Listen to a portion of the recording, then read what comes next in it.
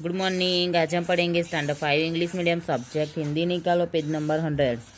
Chapter 15 खरगोश और हाथी। खरगोश एक छोटा सा जानवर है। ये जो खरगोश है वो एक छोटा सा जानवर है और हाथी बहुत बड़ा, और हाथी है वो बहुत बड़ा जानवर है। इस कहानी में खरगोश किस प्रकार अपनी समझदारियों से हाथियों से अपनी रक्षा करते हैं इसका वर्णन है।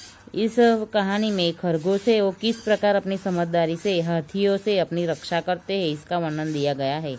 इस कहानी पंचतंत्र से ली गई है। ये जो कहानी है वो पंचतंत्र से ली गई है। एक जंगल में एक सरोवर था। पहले मैं रीड करती हूँ, अब ध्यान से सुनना। एक जंगल में एक सरोवर था। एक जंगल था, वहाँ पे एक सरोवर था।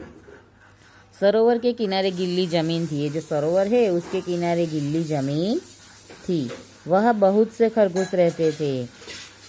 सरोवर के किनारे गीली जमीन थी, वह बहुत से सारे खरगोश रहते थे।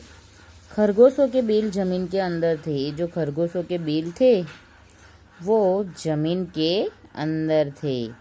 वे दिन भर इधर उधर कूदते रहते थे। ये जो खरगोश थे वो दिन भर इधर उधर कूदते रहते। देखिए इस पिक्चर में आपको दिखाई दे रहा है ना, ये सब खरगोश है और ये सब खेल रहे हैं।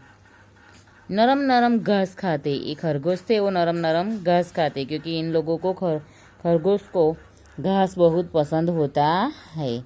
रात को अपने घरों में सो जाते और फिर रात में अपने बिल में जाके सो जाते थे। वे सब बहुत प्रसन्न रहते थे। प्रसन्न यानी कि खुश।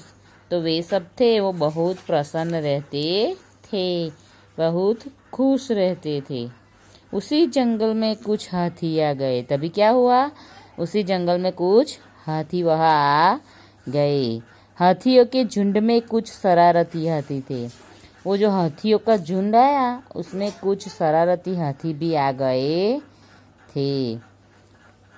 वे अपनी सूंड से छोटे छोटे पेड़ तोड़ देते। वे जो हाथी थे वो अपनी सूंड से छोटे छोटे पेड़ होते थे उसको तोड़ देते थे। अब पेज नंबर 101 पे देखिए, पौधे कुचल देते। फिर पौधे थे उसको कुचल देते थे। हाथियों के बच्चे खेल खेल में एक दूसरे से लड़ते। ये जो हाथियों के बच्चे थे वो खेल खेल में एक दूसरे से लड़ पड़ते थे। कभी एक छोटा हाथी नीचे होता, कभी दूसरा। कभी एक छोटा हाथी नीचे होता तो कभी दूसरा।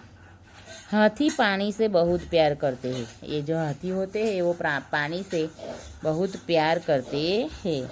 वे सूंड में पानी भर भर कर नहाते। वो क्या करते, सूंड में पानी भर भर कर नहाते।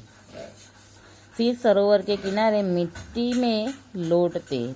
फिर क्या करते, सरोवर के किनारे मिट्टी में लौटते। नरम जमीन उनके बाहर से दब जाती। वो जो नरम यानी कि पोची जमीन थी वो उनके बाहर से दब जाती थी।